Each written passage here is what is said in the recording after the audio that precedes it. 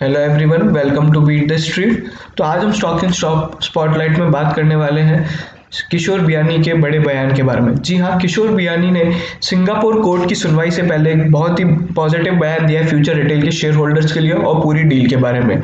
इस वीडियो में हम आपको उसके पूरे बयान के बारे में बताएंगे और हम आपको ये भी बताएंगे कि इस डील में आगे सुनवाई में आप क्या एक्सपेक्ट कर सकते हैं और कब तक ये डील शायद फाइनलाइज हो सकती है। जो हमारे चैनल पे पहली बार आ रहे हैं वो इस चैनल को जरूर सब्सक्राइब कर लीजिए और बेल आइकन को दबा लीजिए। आइए हम सबसे पहले बात करते हैं बैक इन बिजनेस। जी हाँ, किशोर बियानी के जो बिजनेस परफॉर्मेंस पे उन्होंने कमेंट्स दिए हैं, उन्होंने ये कहा है कि 50 to 60% pre COVID sales level achieve कर लिए। यानी मान लीजिए अगर आप पहले कोरोना से पहले अगर वो 100 करोड़ रुपए का सामान बेच रहे थे तो वो अभी करीबन 60-70-50 करोड़ का सामान बेच रहे हैं। और उन्होंने ये भी कहा है कि जो स्टोर्स में पहले अभी माल था, वो जो रुका हुआ था, जो पुराने पुराने स्टॉक्स थे, वो भी अब हिलने लगे हैं। यानी अभी टोटल जो इन्वेंट्री टर्नओवर है वो कंपनी का बढ़ गया है। यहाँ पे इसका मतलब ये है, यानी सामान ज्यादा से ज्यादा बिक रहा है और ज्यादा आ रहा है और ज्यादा बिक रहा है, वैसा है। और उसी के बाद अभी अगर हम बात करते हैं कि उन लोग ने बोला है कि ओवरऑल जो बिजनेस परफॉर्मेंस है उसमें 70 to 80% they have recovered from their lowest.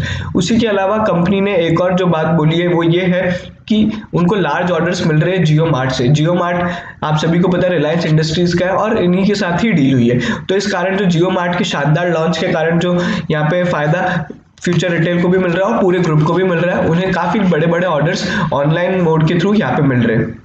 उसी के अलावा यहाँ पे लास्ट मंथ सीईओ ऑफ बाजार और बिग बाजार ने यहाँ पे बोला है कि उन लोग ने कहा था कि जो number of visitors and stores are increasing and due to their festive seasons all sections including apparels recorded good sales. यानी उन लोग ने ये भी कहा है कि number of visitors to the stores have increase और फेस्टिव सीजन के कारण सेल्स अच्छी रही है। और यही एक जो अभी कमेंट था ये डीमार्ट के रिजल्ट्स में भी था। और डीमार्ट के मैं आपको बता दूं Q3 के रिजल्ट काफी पॉजिटिव आए हैं और काफी अच्छे आए हैं।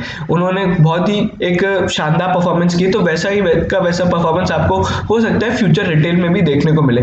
लेकिन फ्यूचर रिटेल में प्रॉब्लम है रेंट की और लोन की, लेकिन डीमार्ट में नहीं है। तो आप अगर बोलेंगे कि रेवेन्यू की बढ़ोतरी जो होगी फ्यूचर रिटेल और डीमार्ट में लगभग एक तरीके की होगी, लेकिन अगर आप नेट प्रॉफिट देखेंगे तो इनका ये लोग तो नुकसान में है, ये लॉस मेकिंग कंपनीज है क्योंकि इनका लोन बहुत ज्यादा है और इनको रेंट भी पे करना पड़ता है। लेकिन डीमार्ट का ना ही लोन है ना ही यहाँ पे उनका रेंट पे करने का प्रॉब्लम है। तो ये बात हो गई उनकी बैक इन बिजनेस की। उसके अलावा एक और जो अच्छी चीज होने वाली है वो 26 जनवरी को है सबसे सस्ता दिन। ये एक फ्यूचर ग्रुप की तरफ से एक एनुअल सेल्स इवेंट होता है जिसमें सभी चीजें काफी सस्ती रेट में मिलती है और इस टाइम पे जो फ्यूचर ग्रुप का टर्नओवर होता है वो काफी शानदार होता है। और ऐसा ही बियानी जी ने भी कहा है, उन्होंने कहा है we are talking to vendors and banks and creating lot of merchandise for the 26 January. I think 26 January we will be quite normal और मोर देन नॉर्मल।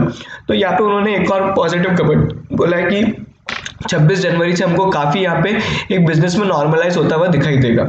और उसी के अलावा अगर उन्होंने बात करी दिल्ली के अप्रूवल्स और जो भी लीगल इश्यूज है उसके लिए, उन्होंने कहा है कि दिल्ली हाई कोर्ट ने एक बहुत ही शानदार रूलिंग में ये बताया था कि जो डील का रिजोल्यूशन है, जो फ्यूचर ग्रुप ने रिजोल्यूशन पास किया है उनके सारे बोर्ड मेंबर्स ने, वो एक वैलिड माना गया है।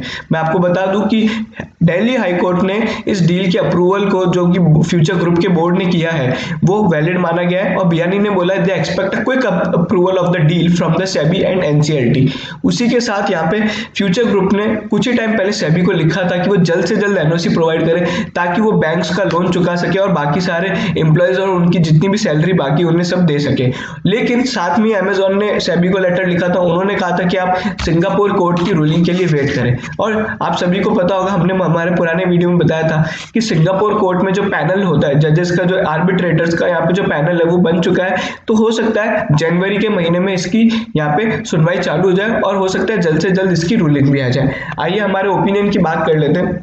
देखिए, हमारा मानना है कि ये डील अप्रूव तो होगी, लेकिन किस टाइमलाइन पे होगी ये अभी कहना थोड़ा मुश्किल है। अभी अगर सबसे पहले मैं अगर आप बोलूं तो क्या होगा, तो सबसे पहले सिंगापुर कोर्ट में सुनवाई होगी और उसी की सबसे पहले रूलिंग आएगी और उसी की बेसिस पे एनसीएलटी और सेबी अपनी यहाँ पे ओपिनियन देंगे और डील को अप्रूव करेंगे।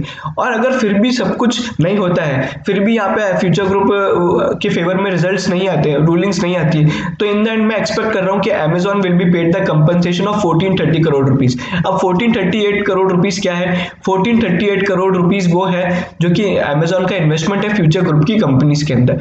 तो यहाँ पे 1430 करोड़ प्लस एक इंटरेस्ट के साथ यहाँ पे अमेजॉन को एक कंपनसेशन पे कर दिया जाएगा and they will go for the deal. क्योंकि अगर आप देखेंगे तो रिलायंस की डील 25,000 करोड़ की है, तो केवल एक 1430 करोड़ प्लस इंटरेस्ट के बदले में वो 25,000 करोड़ नहीं छोड़ेंगे, और उसी के साथ उनको लोन भी चुकाना है। उन लोगों ने रिस्ट्रक्चरिंग के लिए अप्लाई किया, लेकिन अभी तक ऐसी कोई खबर नहीं आई कि रिस्ट्रक्चरिंग उनकी अप्रूव हो गई है।